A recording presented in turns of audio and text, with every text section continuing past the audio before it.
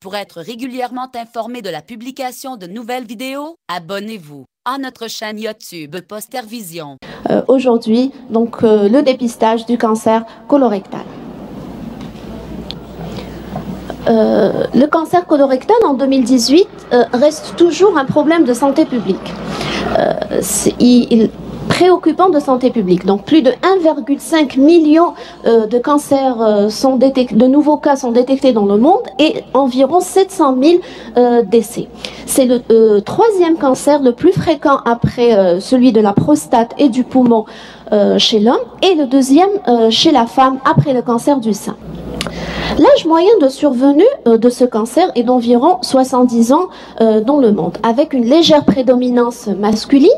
Il existe, comme vous le savez, des facteurs de risque environnementaux, tels que la consommation de viande rouge, l'obésité, et des facteurs protecteurs, tels que les fruits, les légumes, l'activité physique, etc., qui sont bien connus, ainsi que bien évidemment des facteurs génétiques.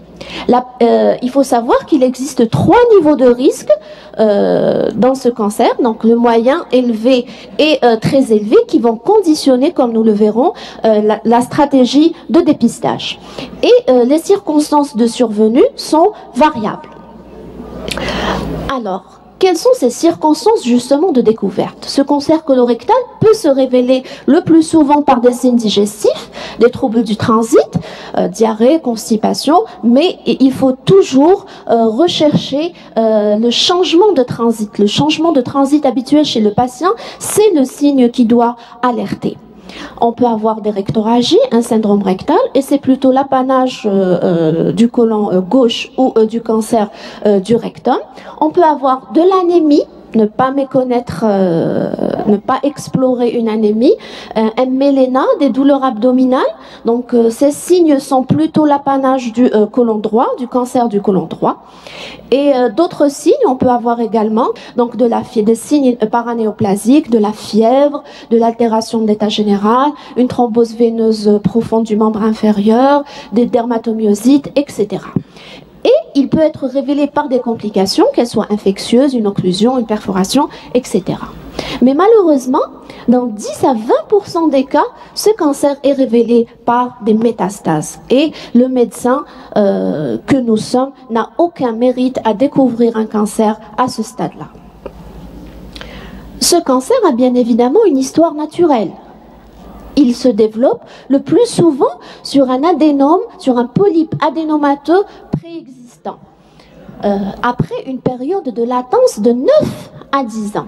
Et les différentes études ont démontré que la résection de ces polypes pouvait réduire de 76 à 90% le risque de survenue de ce cancer, d'où bien évidemment l'intérêt du dépistage. Donc, comment éviter l'apparition de ce cancer? Comment diminuer la mortalité par ce cancer? Comment réduire les frais d'une prise en charge lourde? Par une prévention primaire, premièrement par la lutte contre ces facteurs de risque. L'intérêt du dépistage, comme il a été défini par l'OMS, donc ce dépistage va agir précocement pour optimiser les chances du patient. Ce dépistage consiste à effectuer un tri entre des personnes qui apparemment sont saines. Donc pour rechercher cette éventuelle pathologie, donc l'existence de cette éventuelle pathologie. Donc le dépistage s'adresse à des sujets qui sont sains et non pas malades. Vous voyez, le dépistage est possible avant l'apparition des symptômes. Et ceci, bien évidemment, va nous permettre d'avoir ce cancer avant son apparition, de pouvoir le détecter, et ça va nous permettre de réduire les coûts et les frais de la prise en charge. Maintenant, quels sont les critères d'un dépistage d'une pathologie quelconque?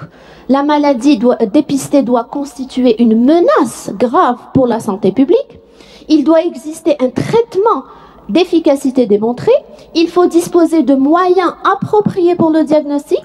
La maladie doit être décelable pendant une phase de latence ou au début de la phase clinique. Il existe un examen de dépistage qui est efficace.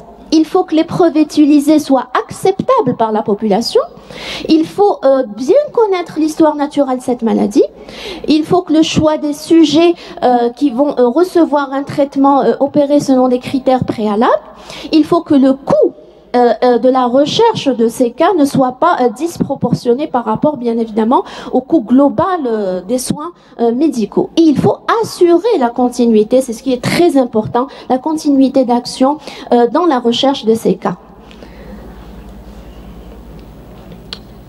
Maintenant, qui et comment dépister?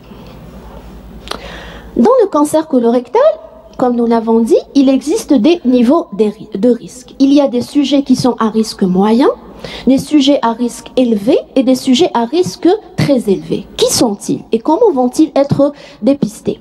Les sujets à risque moyen, c'est la population générale. Si vous voulez, c'est toutes les personnes qui ont plus de 50 ans, mais qui n'ont pas d'antécédents personnels ou familiaux de cancer colorectal, ni d'antécédents personnels ou familiaux de polypes, et ils n'ont pas de MICI, c'est les maladies inflammatoires cryptogénétiques de l'intestin, on sous-entend la RCUH et la maladie de Crohn.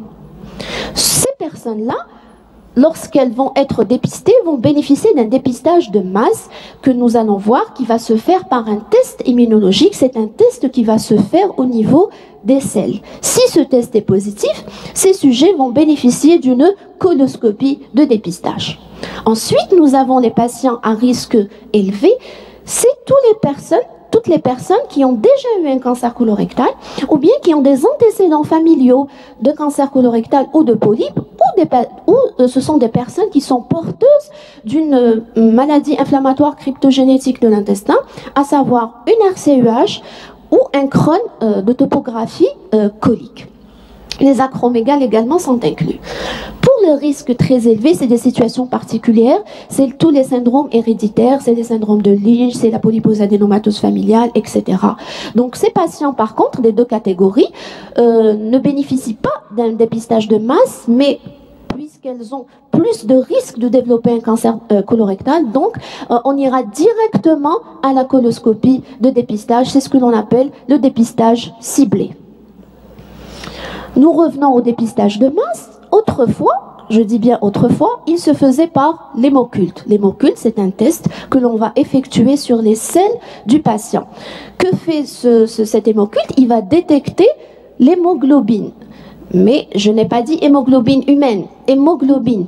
Et c'est un test qui va se faire sur 3 jours et il nécessite un régime alimentaire préalable. Donc il peut y avoir cette contrainte de régime, c'est-à-dire les patients vont être gênés par ça. Actuellement, il est abandonné au profit du test immunologique qui, lui, par contre, détecte l'hémoglobine humaine. De ce fait, il est plus spécifique. Il existe 2 types de tests immunologiques. Il y a le test immunologique qualitatif et il y a le test immunologique quantitatif, bien évidemment, qui va être plus spécifique et plus sensible, mais bien sûr, il est beaucoup plus cher et qui va utiliser, lui, un automate que vous voyez sur la photo. Voici le test immunologique que nous avons utilisé. Donc très simple, c'est comme un test de grossesse. Donc les selles, le patient va mettre les selles dans une boîte, il va les apporter le lendemain. Ensuite, le médecin va essayer d'effectuer, donc va mettre une quantité de sel dans le tube, il va remuer. Ensuite, il va laisser reposer un peu, puis il va mettre quelques gouttes sur le test. Ensuite, s'il y a une seule barre, c'est que le test est négatif. S'il y a 2 barres, c'est que le test est positif. Comme nous l'avons dit, ce test, qui est simple, qui est rapide, qui est indolore, si ce test est positif, le patient va bénéficier de cette coloscopie. S'il est négatif, le patient sera reconvoqué dans 2 ans pour refaire le test. Il sera inscrit dans un programme informatique, donc c'est un logiciel où le patient sera automatiquement rappelé 2 ans après. Quels sont les critères de qualité maintenant d'une coloscopie de dépistage? Une coloscopie de dépistage est un examen de référence. Puisque c'est un examen de référence de détection, donc il doit avoir des critères de qualité et des critères de fiabilité. En précoloscopie, on doit clairement indiquer le motif de cette coloscopie. On doit avoir le consentement éclairé du patient. On doit rechercher, avant d'effectuer ce geste invasif, d'éventuels facteurs de risque. Et bien évidemment, on doit utiliser un matériel adéquat et le personnel également doit être un personnel entraîné et il doit y avoir, le bloc opératoire doit être averti, ainsi que les anatomopathologistes. Ça, c'était en précoloscopie. Concernant la procédure elle-même, la qualité de la préparation colique est un élément extrêmement important dans une coloscopie de dépistage. Pourquoi ? Donc, parce que dans le dépistage, comme nous l'avons dit, nous devons détecter des polypes. Les polypes peuvent être de toutes petites formations. Elles peuvent être sessiles, elles peuvent être pédiculées et elles peuvent malheureusement se cacher derrière des selles ou des matières fécales. Donc, nous devons avoir un côlon, si je puis dire, un côlon impeccable. Donc, et ceci se fait par ce que l'on appelle le score de Boston qui est validé. Donc, c'est un score qu'on calcule par rapport à la préparation. Donc, c'est un score entre 0 et 9. Le taux de coloscopie complète, bien évidemment, la coloscopie doit être complète pour pouvoir dire que nous avons effectué une coloscopie de dépistage. C'est ce patient. Si on n'est pas allé jusqu'à la valvule iléosécale, ce n'est pas une coloscopie complète de dépistage. Un polype peut se cacher derrière la valvule, il peut se cacher au fond du sécum. Il y a aussi ce que l'on appelle le taux de détection des adénomes. En fait, même ailleurs, à l'étranger, c'est le meilleur critère de qualité de la coloscopie. Un endoscopiste entraîné doit pouvoir détecter des polypes. Et il doit y avoir, chez ces patients plus de 50 ans, il doit y avoir des polypes. Au moins plus de 25% chez l'homme et 15% chez la femme. Et si on retrouve maintenant ces polypes, on doit les enlever et l'exérèse doit être en monobloc. Donc il ne faut pas biopsier des polypes. Attention, il faut les réséquer.